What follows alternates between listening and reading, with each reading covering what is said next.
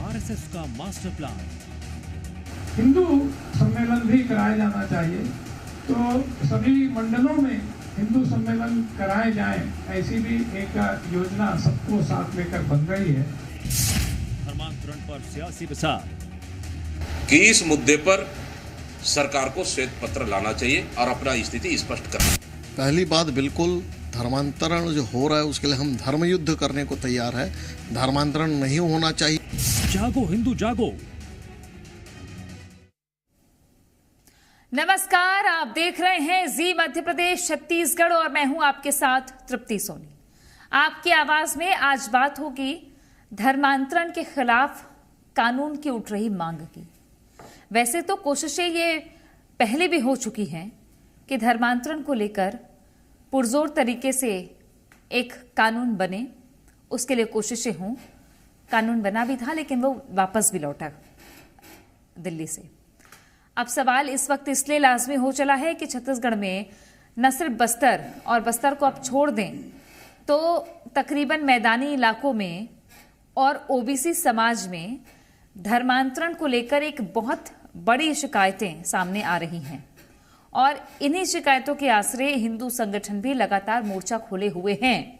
Police प्रशासन भी church और प्रार्थना घर के बाहर खड़ा हो जाता है, मुस्तैद रहता है। अब देखना यह है कि आने वाले वक्त में सियासत से परे क्या सरकार कोई ठोस कानून बनाएगी, क्योंकि संघ ने तो ऐलान कर दिया है कि हम हिंदू जागरण करेंगे। लेकिन क्या संघ के इस कार्यक्रम से समाज को दिशा मिलेगी और सरकार को भी? करेंगे चर्चा, उससे पहले ये रिपोर्ट देखिए।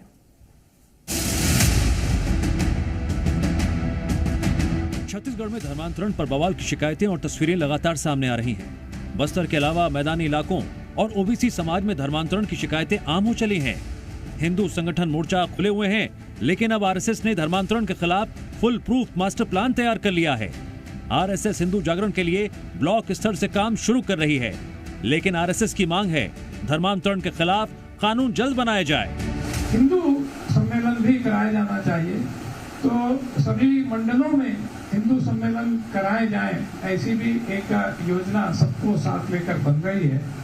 और जिला स्तर पर प्रमुख नागरिकों को जो समाज का नेतृत्व करते हैं, ओपिनियन मेकर्स रहते हैं, उनके साथ परिचर्चा का आयोजन किया जाएगा और संवाद आयोजित किए जाएंगे।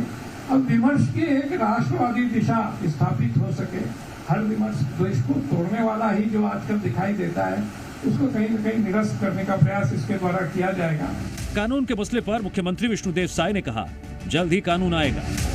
देखिए, धर्मांतरण की जहाँ शिकायत हो रही है वहाँ पर विधि के अनुसार कार्रवाई हो रही है, लेकिन हमको लगता है कि कानून बनाने की तो आवश्यकता है। कानून वैसे है, उसको और थोड़ा कई प्रदेशों ने उसको कड़ा किया है, तो आने वाले समय में छत्तीसगढ़ भी उस पर विचार कर रही है, कोई अच्छा कड़ा कानून लाएंगे। इधर कांग्रेस ने सरकार से धर्मांतरण पर श्वेत पत्र की मांग की, तो बीजेपी ने पलटवार किया।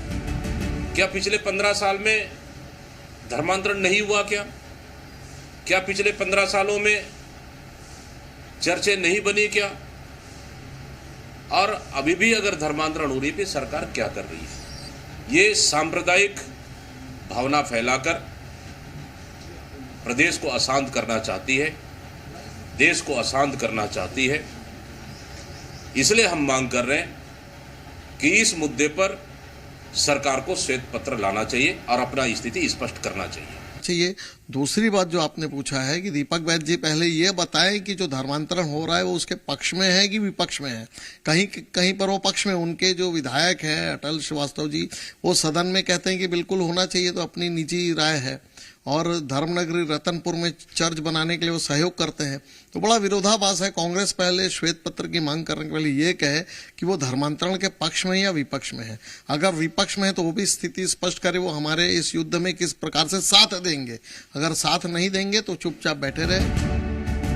धर्मांतरण के आरोप पर समाज में हंगामा हो रहा है। नौबत यह है, हर दूसरे दिन पुलिस प्रशासन को किसी चर्च या प्रार्थना घर के बाहर मोर्चा संभालना पड़ रहा है।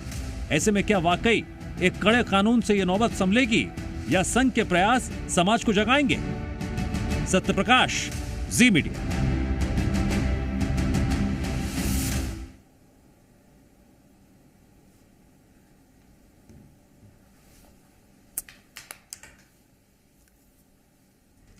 मेरा फोन कट